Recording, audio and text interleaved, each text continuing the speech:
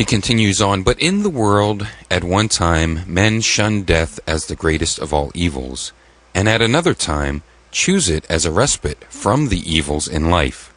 The wise man does not deprecate life, nor does he fear the cessation of life.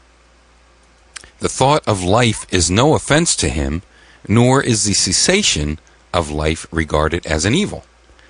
And even as men choose of food, not merely as simply the larger portion, but the more pleasant, so the wise seek to enjoy the time which is most pleasant, and not merely that which is longest. And this fits in so well with Alan Watts, as I've espoused so many times. The purpose of the dance is not to get from one point in the room to the other. The purpose of the dance is the dance. You don't just aim for a spot and say, let's get over there. You twirl and you dip and you look at your partner and you smile and you have the ball of your life. And he who admonishes the young to live well and the old to make a good end speaks foolishly, not merely because of the desirability of life, but because the same exercise at one teaches to live well and to die well. Much worse is he who says that it were good not to be born, but when once one is born, to pass quickly through the gates of Hades. Once again, we're talking about the gates. You can see that this is coming in from a Greek Hellenistic period. Hades meaning the grave. For if he truly believes this, why does he not depart from life? It would be easy for him to do so once he were firmly convinced. If he speaks only in jest, his words are foolishness, and those who hear him do not believe. Now that last part really was more about, even a modern look at life from a religious point of view.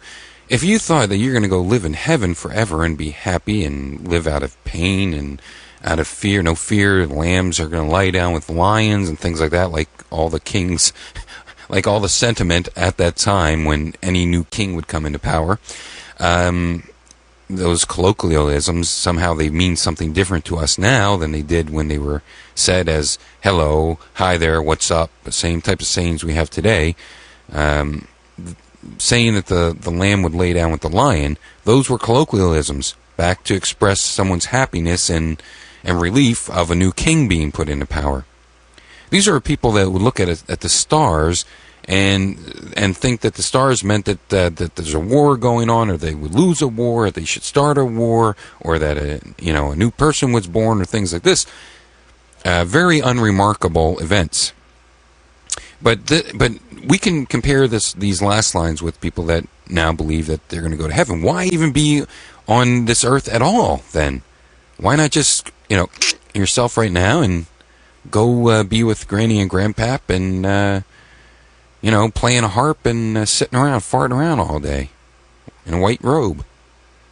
Well, then people know that they got to go in there and noodle around saying, oh, well, you can't kill yourself because then you won't go to heaven. In his letter to Philodemus, he says, "The one who understands, having grasped that he is capable of achieving everything sufficient for the good life, immediately and for the rest of his life walks about already ready for burial, and enjoys the single day as if it were eternity." And that really fits in with, want everything you have and you have everything you want. And, of course, contentment and things like this, a lot of the teachings of Alan Watts. And once again, my philosophy is exactly that. Just like before you were born, there's nothing to fear about that. Fearing death is futile. It's a waste of time because once it happens, it's done, and we won't have anything to worry about. So why worry about something that you won't worry about when it happens? But as Epicurus stated, it is not unreasonable to fear the anticipation of pain and things like this, and It's more scary with anticipation, but there's nothing to worry about anticipating. Embrace the unknown. Embrace the unknown. In the unknown is unlimited possibilities, unlimited outcomes, infinite outcomes, perhaps. So, don't forget to enjoy yourself, whatever you decide to do, and enjoy it and go with it and treat it, it's scary to get on a roller coaster sometimes. A lot of roller coasters are scary, and that's what they're supposed to do. They're supposed to scare us. They're supposed to thrill us. Don't forget to you don't forget to enjoy yourself when you're on a roller coaster. Don't forget to enjoy yourself when you're going through uncertainty in your own life. And there's certainly no reason to fear death at all, because you're not going to be able to do anything once it's done. You're not going to be able to do anything to do about it, so there's nothing to worry about it coming.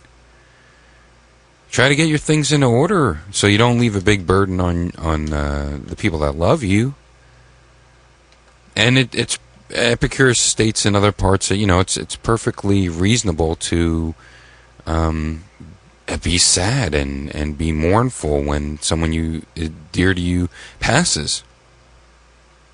And why is it always the fundamentalists, the radical, and people yelling at you, and people that fervently believe in God, that always say, well, if you don't believe in anything, then why don't you just kill yourself now?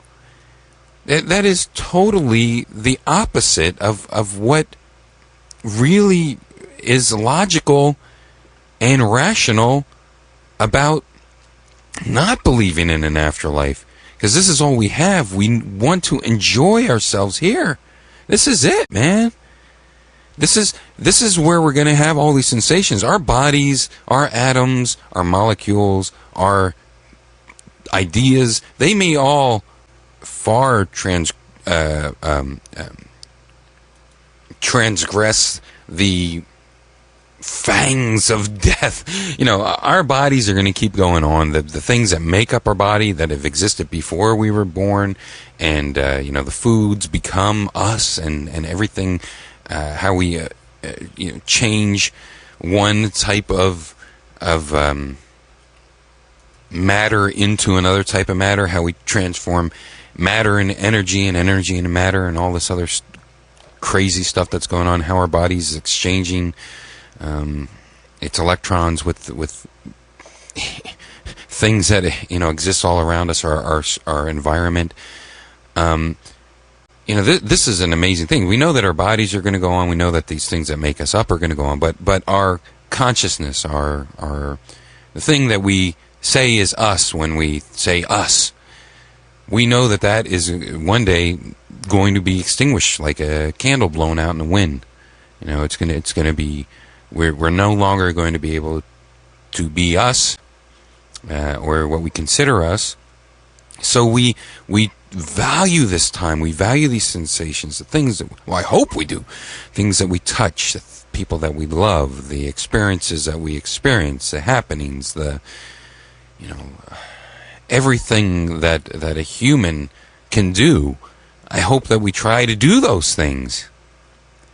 Because if you have just this, if all you're living for and keep on, in your mind, well, one day I'll get my comeuppance. One day I'll be in the sky and happy and with all the people I like, and I'll be happy one day and live in heaven and fly around.